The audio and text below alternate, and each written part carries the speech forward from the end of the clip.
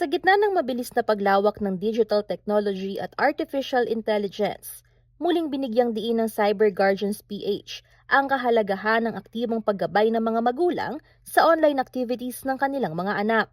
Sa panayam sa So to Speak, sinabi ni Jen Makalinaw na isa sa pinakamalaking pagkakamali ngayon ay ang pag-asa ng ilang pamilya sa gadgets bilang digital yaya. Tayo po ang magpalaki sa anak natin, hindi po yung mga digital yaya. Ayon sa cybersecurity expert, hindi sapat ang simpleng pagbibigay ng cellphone, tablet o internet access sa mga bata nang walang gabay at komunikasyon mula sa mga magulang.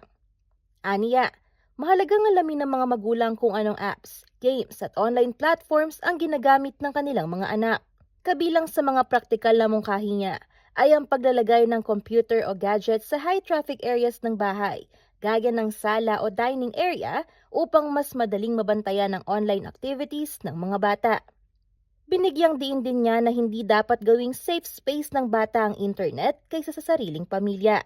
Kasi kung hindi po tayo yung safe space nila, no, lalapit po yan sa mga barkada at mali po ang maipapayo. So make sure po no na nadating tayo sa punto na open sa atin yung ating mga anak. That's the best protection no na tayo yung greatest influence po sa buhay nila. Sa usapin ng digital parenting, sinabi rin niyang mas mahalaga ang komunikasyon kaysa purong monitoring tools. Digital native sila, they find ways. Yes, yes, So, yes. malulusutan yun. So, hindi siya Oo, nag-work.